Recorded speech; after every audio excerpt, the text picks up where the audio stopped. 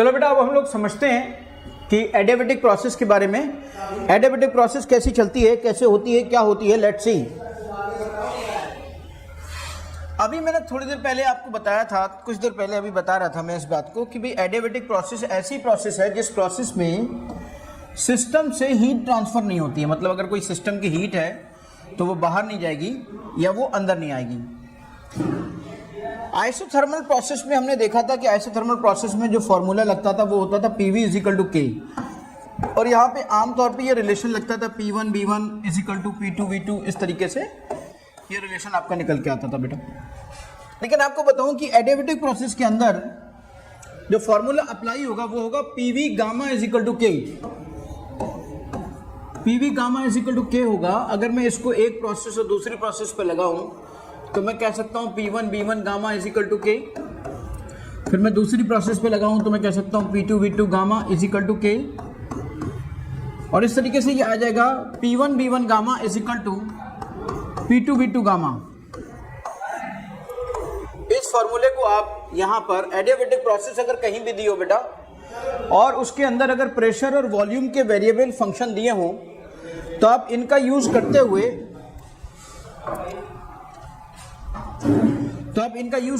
P1 B1 gamma और P2 V2 gamma लगा सकते हैं। सवाल उठा कि सर प्रेशर के बारे में हम जानते हैं, वॉल्यूम के बारे में हम जानते हैं, गामा के बारे में नहीं जानते, गामा क्या होता है? तो मैंने कहा बेटा गामा जो होता है वो that is basically adiabatic coefficient. Gamma आपका एडियाबेटिक कोफिशिएंट है। इसकी वैल्यू को मैं आपको एक अंदाजा दे दूं कि गामा जो होता है वो CP/CV होता है, और CP/CV को मैं अभी थोड़ी देर बाद डिस्कस करूंगा। एक चीज आपको और बता दूं कि गामा ही एक और रिलेशन भी आता है, गामा = 2/f 1 + 2/f। इस तरीके से गामा की वैल्यू डिग्री ऑफ फ्रीडम के साथ भी एक्सप्लेन की जा सकती है बेटा।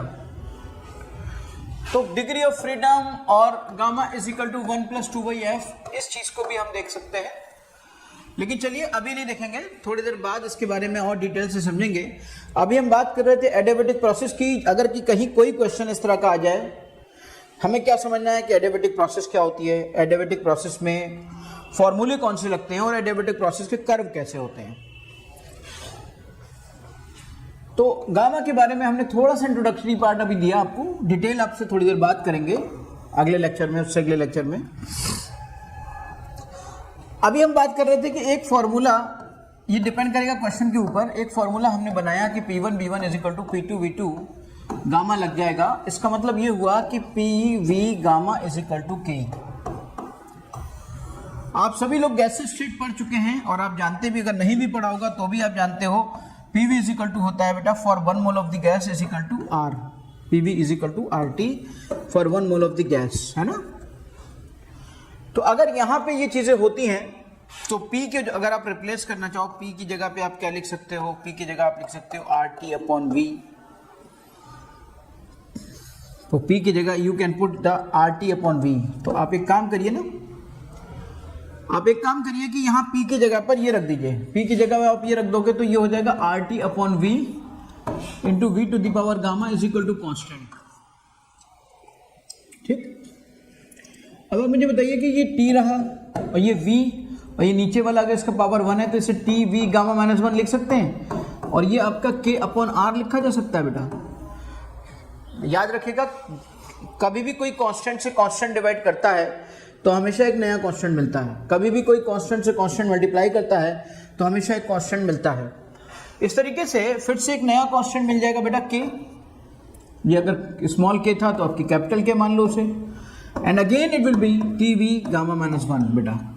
तो एक रिलेशन अगर क्वेश्चन में टेम्परेचर और प्रेशर, टेम्परेचर और वॉल्यूम का वेरिएशन है तो फिर ये वाला फॉर्मूला यूज कर लेंगे, और अगर क्वेश्चन के अंदर प्रेशर और वॉल्यूम का वेरिएशन है तो ये वाला फॉर्मूला यूज कर लेंगे। यहां पर TV गामा -1 = K आपका आता है।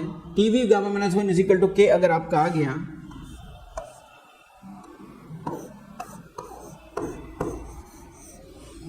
तो हम कैसे इसको और देख सकते हैं और इसमें कैसे चीजों को बदल सकते हैं। मान लीजिए एक कोई क्वेश्चन था, वो P और V की इंफॉर्मेशन दी थी तो हमने ये लगा दिया। कहीं पर हमने T और V की इंफॉर्मेशन दी थी तो हमने ये लगा लिया। मान लीजिए कहीं पर इंफॉर्मेशन क्वेश्चन के अंदर P और T दिया गया हो, तब हम क्या करेंगे? तब हम ये करेंगे, P एंड T दिया है ना, मान लीजिए P एंड T का अगर हम देखें कि एडियाबेटिक प्रोसेस में कैसे लगेगा, तो हमें वॉल्यूम को रिप्लेस करना पड़ेगा। हम अभी भी थोड़ी देर पहले जानते थे कि PV इज इक्वल टू होता है RT, तो बेटा वॉल्यूम इज इक्वल टू होगा RT upon P, volume is equal to होगा RT अपॉन P। T आ गया और इसके बाद ये आ गया आपका RT upon P, gamma minus 1 is equal to K। तो ये हो गया बेटा आपका T, गामा तो नहीं रहेगा वहां पे, और ये T इंटू गामा माइनस 1, और ये आपका आएगा R की पावर गामा, और ये आपका T 1 माइनस गामा, उल्टा हो जाएगा। इस तरीके से ये रिलेशन आपका आएगा। अगर आप ध्यान से देखें तो T पावर 1 और T गामा माइनस 1, तो ये हो गया आपका गामा, क्योंकि गामा माइनस 1 प्लस 1 0 हो गया बेटा, और T आपका ये आपका क्या था, ये P था, ये तो ऊपर वाला, ये तो नीचे जाकर, नीचे से ऊपर जाकर P आ जाएगा, तो नीचे से ऊपर जाकर ये P बन जाएगा,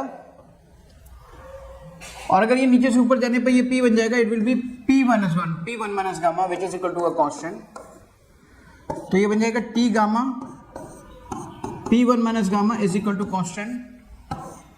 ये एक रिलेशन आपके सामने आ जाएगा। इसका भी यूज अगर T और P में आप करना चाहोगे, P to the power 1 minus P to the power 1 minus gamma, T to the power gamma is equal to K। देखिए जरा, सवाल उठा कि ये R बाई ओमेगा कहाँ, R बाई गामा किधर गया, तो मैंने कहा देखो भाई आपको पता है ये कांस्टेंट को जब कांस्टेंट से डिवाइड करेंगे तो एक नया कांस्टेंट मिलेगा। इसका मतलब ये हुआ कि एक रिलेशन आपके ये काम का है, एक रिलेशन आपके ये काम का है, और एक रिलेशन आपके ये काम का है। यहां से आपका क्या फॉर्मूला बनेगा, यहां से जो इक्वेशन आएगी वो बनेगी T1 gamma P1 1 minus gamma is equal to T2 gamma is equal to P2 1 minus gamma. ये रिलेशन आपका बनेगा। और यहां से क्या रिलेशन बनेगा, यहां से रिलेशन बनेगा T1 B1 gamma minus 1 is equal to यहां बनेगा T2 V2 गामा माइनस 1। एक रिलेशन यहां से बनेगा बेटा। तो एक रिलेशन आपका ये बना और एक रिलेशन आपका ये बना। ओके, तो T gamma P1 minus gamma और ये आपका T2 gamma P2 1 minus gamma. इस तरीके से ये सारे रिलेशन आपके एडियाबेटिक प्रोसेस में डिफरेंट डिफरेंट जगहों पर डिफरेंट डिफरेंट सिचुएशंस में डिफरेंट डिफरेंट प्रॉब्लम्स में यूज किए जा सकते हैं बेटा।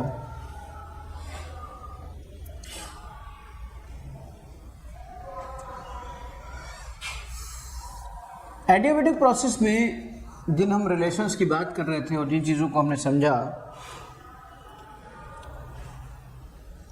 कर्व की बात आई कि अब कर्व कैसे अलग है। चलो प्रोसेस तो हमने फॉर्मूले भी समझ लिए, कौन कौन से फॉर्मूले लगेंगे, क्या लगेंगे। हमने देखा कि जो आइसोथर्मल कर्व है, जैसे मैं एक बात अगर आपको बताऊं कि ये P और V में हम एक कर्व ड्रॉ करते हैं, P और V में एक कर्व ड्रॉ करते हैं, तो ये आपका एक कर्व ये आया और दूसरा कर्व अगर मैं यहीं पे बनाऊं बेटा, तो दूसरा कर्व थोड़ा सा इससे और यहीं से शुरू करते हैं, तो थोड़ा सा वो थोड़ा गहराई लेके आता है। तो जो थोड़ा स्टीपर कर्व होता है, जैसे ये कर्व नंबर 1 है और ये कर्व नंबर 2 है और P और V में दोनों ही वो है, तो ये जो पहला वाला कर्व है ये बेटा आइसोथर्मल कर्व का रिप्रेजेंट कर रहा है। ये आइसोथर्मल प्रोसेस को रिप्रेजेंट कर रहा है। और ये जो थोड़ा सा स्टीपर कर्व होता है ना, ये एक एडियाबेटिक प्रोसेस को रिप्रेजेंट कर रहा है।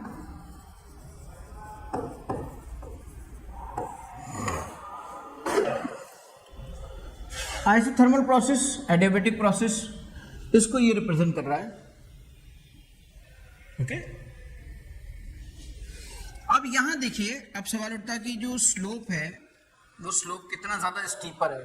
मतलब एडियाबेटिक प्रोसेस का जो स्लोप होता है, स्लोप ऑफ, मैं यहाँ पे एक स्टार पॉइंट आपको बता दूं कि इसमें रिलेशन तो मैथमेटिकली तो बहुत कुछ निकलता है, लेकिन ऐसे ही आपको बता देता हूं, slope of adiabatic process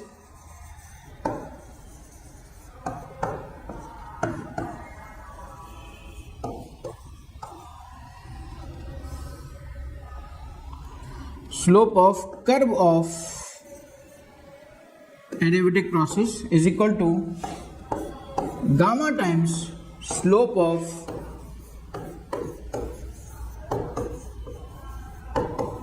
PV curve of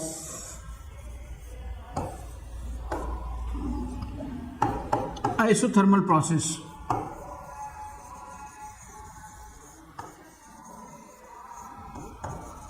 ये बेसिकली अब आप लोग अगर मैथमेटिक्स में जाओगे तो मैं पूरा प्रूफ भी करके दिखा दूंगा, डिफरेंशिएशन भी लेके दिखा दूंगा ये गामा टाइम्स कैसे आया, लेकिन मुझे नहीं लगता अभी इसकी ज़रूरत है। मेंस या जेई तक, जेई मेंस या नीट के लिए ये पॉइंट सफिशिएंट है अपने आप में।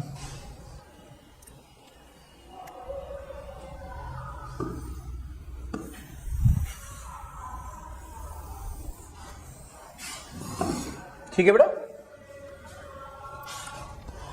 तो एक स्टार पॉइंट था, ये कर्व का एक पॉइंट था, दोनों बातें आपके सामने आ गई। फिर से मैं आपको बता दूं कि अगर कहीं पे दो प्रोसेस ऐसे दो कर्व आपको दिखाई दे, और क्वेश्चन भी आया है कई बार कि एक ऐसा कर्व दिखाई दे, एक थोड़ा और गहरा कर्व दिखाई दे, तो आप कह देना कि ये जो पहला कर्व है ये एसोथर्मल का है और दूसरा कर्व है ये आपके एडियाबेटिक का है। अब मैंने आपको एडियाबेटिक प्रोसेस से रिलेटेड बहुत सारी बातें बता दी, कौन कौन से फॉर्मूले लग सकते हैं, किस किस तरह का वेरिएशन आ सकता है, किस किस तरह के क्वेश्चन आ सकते हैं, उसमें कैसे कैसे कर्व बन सकते हैं, किस तरह की सिचुएशन आ सकती है। अब हम बात करते हैं बेटा एक साइक्लिक प्रोसेस की। What do you mean by the cyclic process?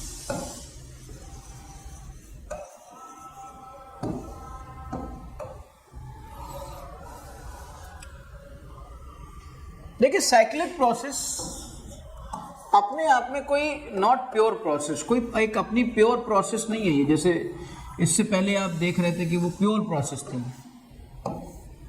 पर ये प्योर प्रोसेस नहीं है बेटा। It's a combination of two or more than two process. It's a combination of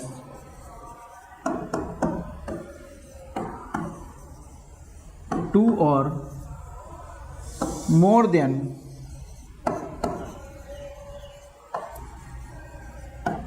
to process.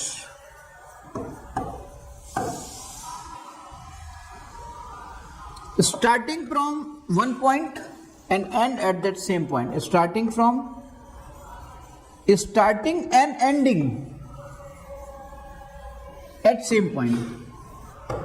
मतलब इसका मेन कॉन्सेप्ट ये होता है कि जहां से आप स्टार्ट करोगे वहीं पे आप खत्म करोगे, जहां से आप स्टार्ट करोगे वहीं पे आप खत्म करोगे। इसका मेन पॉइंट ये है। जैसे सपोज करिए मैं एक आपको एग्जांपल देता हूं, एक छोटा सा एग्जांपल लेते हैं हम पी और वी का, और इसमें एक कर्व ड्रॉ करते हैं। सारे कर्व मैंने इसीलिए थोड़े से पहले बताए थे क्योंकि सबका पूरी थर्मोडायनेमिक्स थर्मोकेमिस्ट्री में पूरा ही यूज है। जैसे मान लीजिए अगर यहां से इस तरीके से ये कोई प्रोसेस ए टू बी गई बेटा, ये ए प्रोसेस ए पॉइंट है और ये आपका बी पॉइंट है और ये ए टू बी प्रोसेस जा रही है। अब आप देखिए ए टू बी में आप देख रहे होंगे कि यहाँ पर ये एक आइसोबारिक प्रोसेस है। कहाँ से शुरू हुई? ए पॉइंट से, फिर बी से सी चली गई। बी से सी जाने पर क्या हुआ? बी से सी जाने पर आपका देखिए वॉल्यूम कांस्टेंट हो गया। वॉल्यूम कांस्टेंट हो गया तो ये आपकी एक आइसोकोरिक प्रोसेस हो गई। जहां पे वॉल्यूम कांस्टेंट है वो आइसोकोरिक प्रोसेस हो गई। जहां पे प्रेशर कांस्टेंट होगा वो आपका एडियाबेटिक प्रोसेस हो गई, सॉरी वो आपका आइसोबारिक प्रोसेस हो गई। ठीक है बेटा।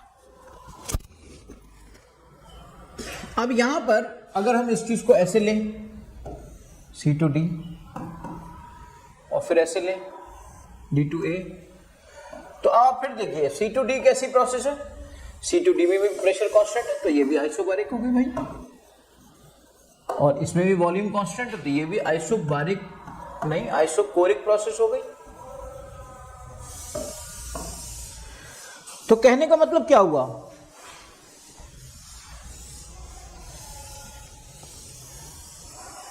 अब आप मुझे बताइए कि शुरुआत कहाँ से की थी? इस पॉइंट से। खत्म कहाँ पे किया? इसी पॉइंट पे। शुरुआत ऐसे की, ऐसे आए, फिर कहाँ से किया? यानी स्टार्टिंग पॉइंट क्या है? ए, एंडिंग पॉइंट क्या है? ए। इस तरीके से यहाँ पर आप देखिए, इसे कहते हैं हम एक साइकिल बन गई है।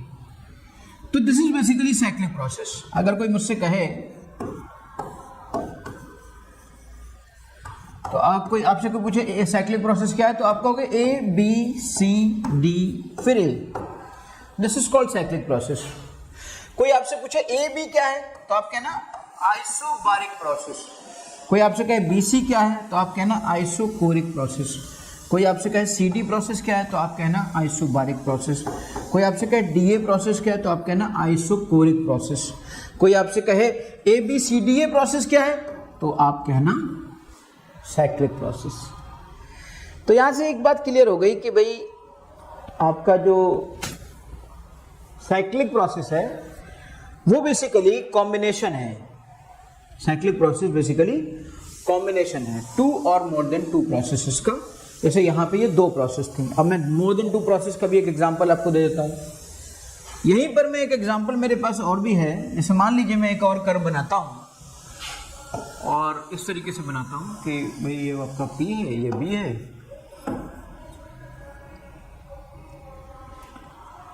अब ये आपका ऐसे गया और एक ऐसे गया।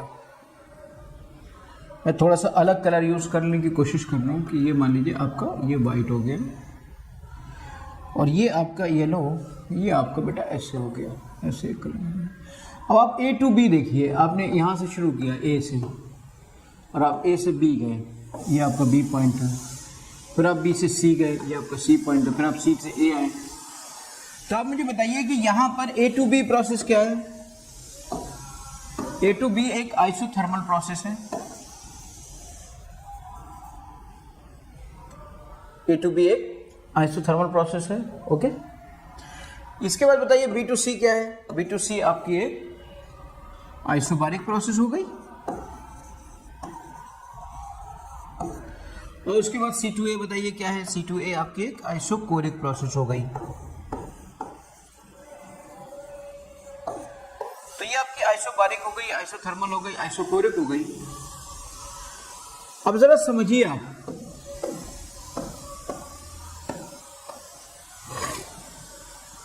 कि यहां से इन चीजों को जब आप लेते हो और डिस्कस करते हो बेटा,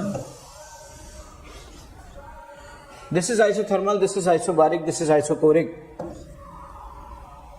A to B, B to C, C to A। अब आप मुझे बताइए साइक्लिक प्रोसेस यहाँ पर जो ये आपकी ABCA क्या है? ABCA एक साइक्लिक प्रोसेस है। चलो पहले तो हमने समझा कि साइक्लिक प्रोसेस होती क्या है। अब आप एक बात और बताइए, ये साइक्लिक प्रोसेस ऐसे जा रही है तो इसका मतलब साइक्लिक प्रोसेस दो तरह की हो सकती है। भाई अगर साइकिल घूम रही है तो साइकिल तो दो तरह से घूमती है, या तो क्लॉकवाइज या फिर आपकी एंटी क्लॉकवाइज।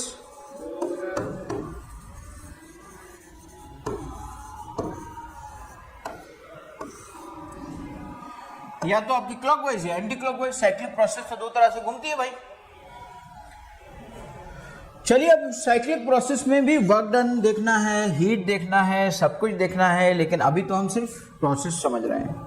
अब फॉर्मूले क्या लगेंगे? फॉर्मूले तो वही लगेंगे जिस सेक्शन में जो प्रोसेस चल रही होगी उस सेक्शन में वो फॉर्मूला लगेगा। भाई A to B formula isothermal का लगेगा, B to C formula isobaric का लगेगा, C to A formula isochoric का लगेगा। अगर आप इस पूरी की स्टडी करना चाहते हो तो अब साइक्लिक प्रोसेस में वर्क डन का एक अलग सा कॉन्सेप्ट पूरा देंगे आपको, और हर प्रोसेस में वर्क डन का तरीका आपको बताएंगे। अपने आप में लाजवाब चीज़ है वर्क डन। क्वेश्चन जरूर आता है उससे। सवाल उठा, इस साइक्लिक प्रोसेस की खास बात क्या है? जैसे आपने इससे पहले बोला कहीं पे टेम्परेचर कांस्टेंट था, कहीं प्रेशर कांस्टेंट था, कहीं कुछ कांस्टेंट था, कहीं कुछ कांस्टेंट था। यहाँ पे क्या है? तो हमने बताया साइक्लिक प्रोसेस की खास बात यह है कि यहाँ पर U कांस्टेंट होता है। ये U क्या है? ये इंटरनल एनर्जी है, डेल्टा U जीरो। अभी इंटरनल एनर्जी का डिस्कशन थोड़ी देर बाद ही करने जा रहे हैं, यानी internal energy remains constant.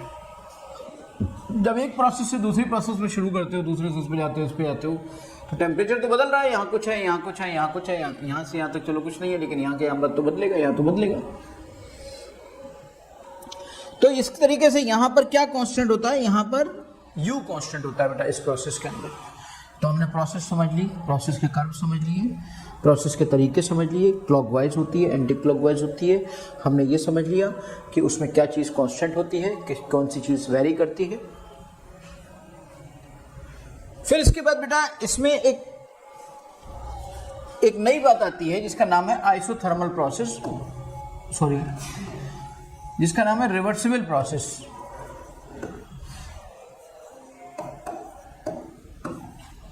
Reversible process और दूसरी प्रोसेस होती है इरिवर्सिबल प्रोसेस। इसी तरीके से मैं आपको बता दूं, रिवर्सिबल प्रोसेस भी अपने आप में कोई प्योर प्रोसेस नहीं है, it's a type of process, मतलब ये काइंड ऑफ प्रोसेस है, it's a type of process.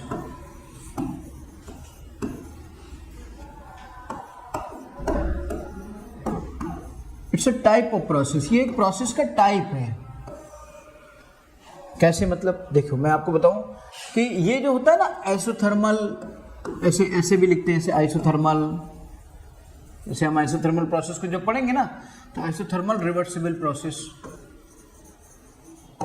या एडियाबेटिक रिवर्सिबल प्रोसेस,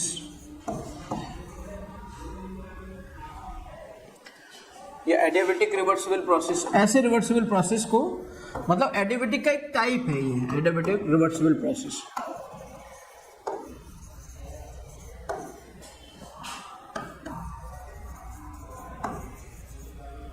अब सवाल उठा कि ये आइसोथर्मल रिवर्सिबल प्रोसेस है, अगर सवाल उठा कि आइसोथर्मल रिवर्सिबल प्रोसेस है अगर ये, तो इस सिचुएशन पर आपको क्या करना पड़ेगा। और ये एडियाबेटिक रिवर्सिबल प्रोसेस है तो आपको क्या करना पड़ेगा, सवाल इस बात का उठा। देखो एडियाबेटिक रिवर्सिबल प्रोसेस और आइसोथर्मल रिवर्सिबल प्रोसेस में क्या कॉन्सेप्ट बनता है वो मैं आपको बता दूं। जैसे मान लो कहीं कोई आइसोथर्मल प्रोसेस है, रिवर्सिबल प्रोसेस है, तो वहां पे पिस्टन है ये, तो ये जो प्रेशर लग रहा है ये P एक्सटर्नल है और एक प्रेशर गैस के अंदर से लग रहा है बेटा। और यहाँ पे इस प्रोसेस में अगर टेम्परेचर कांस्टेंट है, याद रखिएगा अगर टेम्परेचर कांस्टेंट है तो ये इसका मतलब ये एक आइसोथर्मल प्रोसेस है। लेकिन अगर तुम रिवर्सिबल प्रोसेस की बात करना चाहते हो ना तो P एक्सटर्नल जो प्रेशर बाहर का प्रेशर होगा वो गैस के प्रेशर से कोई बहुत ज्यादा नहीं होगा, लगभग इक्वली होगा, हल्का फुल्का ज्यादा होगा। तो उससे क्या होगा कि पिस्टन अगर नीचे भी आएगा ना तो थोड़ा सा बढ़ाएंगे, पिस्टन देखिए ऐसे आएगा, पिस्टन ऐसे आ रहा है। अब आप समझिए जरा, पिस्टन अगर ऐसे आ रहा है ये इस तरीके से, ये पिस्टन है आपका, ये पिस्टन है, प्रेशर ऊपर से लगा, नीचे से लगा, ऊपर से लगा, नीचे से लगा, ऊपर से लगा, नीचे से लगा, नीचे से लगा, ऊपर से लगा, ऊपर से लगा, नीचे से लगा, और ये आपका हाथ इस तरीके से नीचे ऐसे ऐसे होता चला जा रहा है और नीचे आ रहा है। या फिर एक्सपेंशन होगा तो ऐसे होगा। तो एक तरह से पिस्टन बड़ा धीरे धीरे ऊपर नीचे होता जा रहा है और ऊपर बढ़ता जा रहा है, नीचे आता जा रहा है। दिस इज कॉल्ड ऊपर नीचे का मतलब रिवर्सिबल है। तो this is called reversible process और ये एक आइसोथर्मल कंडीशन पे हो रहा है तो इसलिए आइसोथर्मल रिवर्सिबल प्रोसेस। अगर यही प्रोसेस आपका ऐसी कंडीशन पे होता कि जहां पर कंडीशन यही होती कि जहां पे P एक्सटर्नल आपका P गैस, लेकिन यहां पे कोई भी Q ट्रांसफर जो था, Q ट्रांसफर वो जीरो होता, तो ये एक एडियाबेटिक प्रोसेस बन जाती है। और यहां पर भी वही प्रोसेस होती, नीचे आया कंप्रेशन या ऊपर गया, एकदम से ऊपर नहीं, ऐसे ऐसे ऐसे ऐसे। अब सवाल उठा कि ये रिवर्सिबल प्रोसेस होती है सर, तो इरिवर्सिबल प्रोसेस क्या होती है?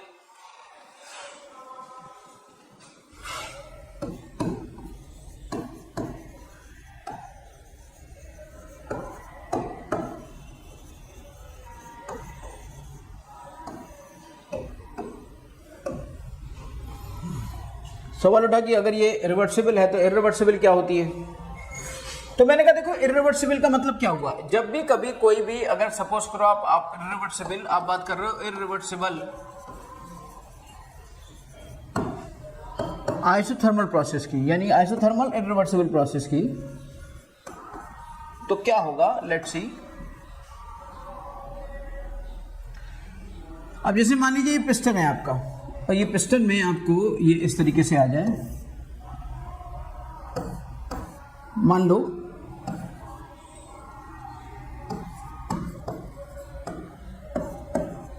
पी गैस, अगर आपका ये एक्सपेंशन फॉर एक्सपेंशन, अगर एक्सपेंशन की बात होगी तो भयंकर एक्सपैंड कर जाएगा, तो जो गैस का प्रेशर होगा वो एक्सटर्नल प्रेशर से बहुत ज्यादा हो जाएगा और ऐसी सिचुएशन पर एकदम से पिस्टन ऊपर चला जाएगा। ये ऐसे ऐसे करके ऊपर नहीं जाएगा बल्कि गैस एकदम से भयंकर, जैसे आपने देखा होगा कभी कभी उबलते उबलते पानी वो ढक्कन एकदम से उड़ जाता है ना, James Watt steam engine concept यही था, इरिवर्सिबल था, एकदम से ढक्कन ऊपर उड़ गया। या फिर अगर कंप्रेशन हो और पिस्टन नीचे आना है तो वो पिस्टन ऐसे नहीं आ रहा है नीचे, आप ऐसे से नहीं ला रहे हो, बल्कि पी एक्सटर्नल आपका अंदर वाले गैस से कुछ एकदम से ज्यादा फोर्स आपने लगा दिया तो एकदम से नीचे आ गया, फिर ये ऐसे ऐसे करके आएगा तो रिवर्सिबल हो जाएगा। ये ऐसे नहीं आया, आपने एकदम से ज्यादा फोर्स लगा दिया नीचे आ गया, इसे कहते हैं एक साथ नीचे आना, एक ही दिशा में चलना इरिवर्सिबल, दोनों दिशा में चलना रिवर्सिबल।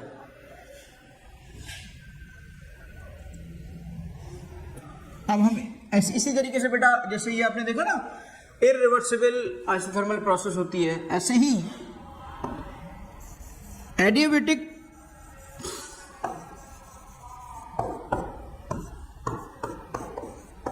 इरिवर्सिबल प्रोसेस भी होती है।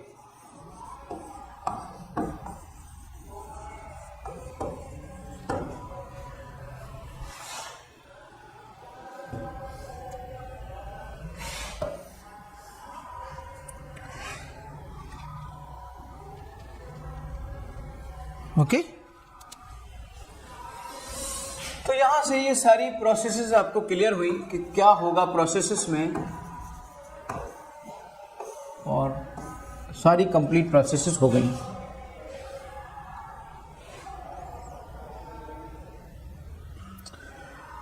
इसके बाद हम समझेंगे जीरोथ लॉ ऑफ थर्मोडायनामिक्स।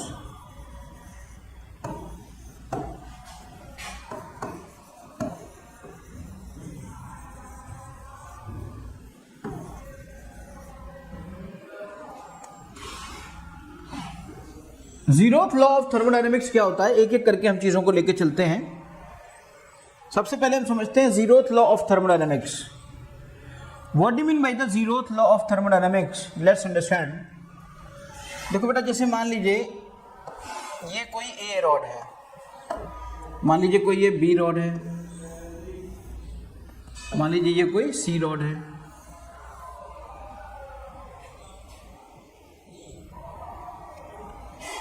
और अगर ये रॉड बी रॉड है और ये सी रॉड है, अगर ये रॉड आपका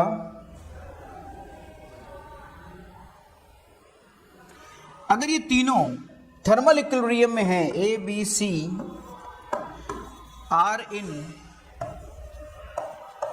थर्मल इक्विलिब्रियम, अगर ये सबके सब थर्मल इक्विलिब्रियम में है तो याद रखिएगा कि जो टेम्परेचर ऑफ ए है वो टेम्परेचर ऑफ सी होगा, जो टेम्परेचर ऑफ बी है वो टेम्परेचर ऑफ सी होगा। इसका मतलब जो टेम्परेचर ऑफ ए है वो टेम्परेचर ऑफ बी होगा। तो यहां से ये डिस्कशन निकला सामने कि भाई temperature is the indicator of thermal equilibrium. Temperature से हम देख सकते हैं कि वहां पर थर्मल इक्विलिब्रियम का कॉन्सेप्ट अप्लाई हो रहा है या नहीं हो रहा है।